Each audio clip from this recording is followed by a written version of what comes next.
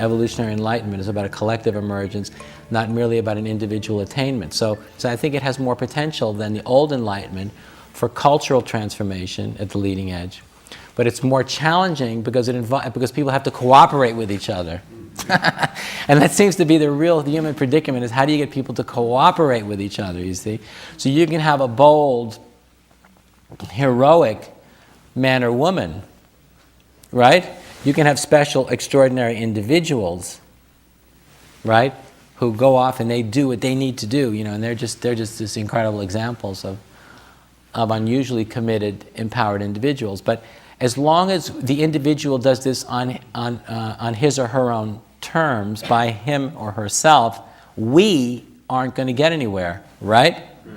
So the challenge is how do we do this together? That's the big challenge. The rare individual is going to find a way to evolve on his or her own. They're going to find a way to do it because they intend to do it, and then they're just going to do it anyway. But the individual on his or her own doesn't have much effect, you know, on the we. It's when we can move forward together that something big starts happening. And you see the implications for the leading edge of cultural development here are very big, very profound. This is the age of the individual, everybody. Age of the individual. We all do our own thing. We all do our own thing. Age of the individual. It's been 40 years of age of the individual, right? So we're not doing very well as a result of the fact that we're very narcissistic, very self-centered, very privileged, you know, individuals that think far too much only about who? Number one. So this teaching is very much about this leap from the I to the intersubjective we.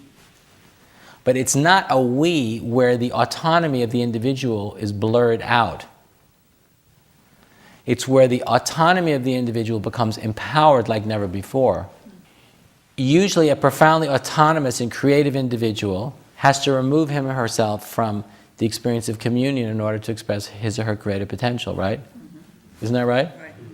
Because otherwise you'd have to just, you know, give up some of your own personal freedom and autonomy in order to be together with others.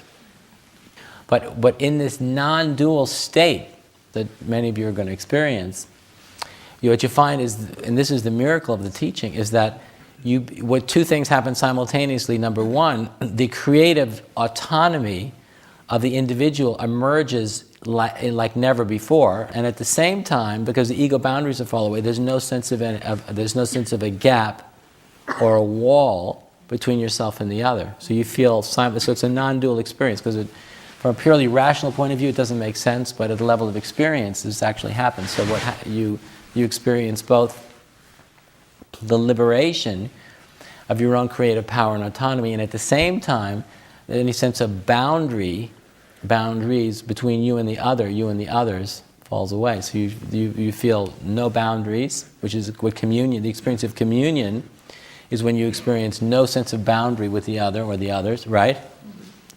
Communion is oneness with.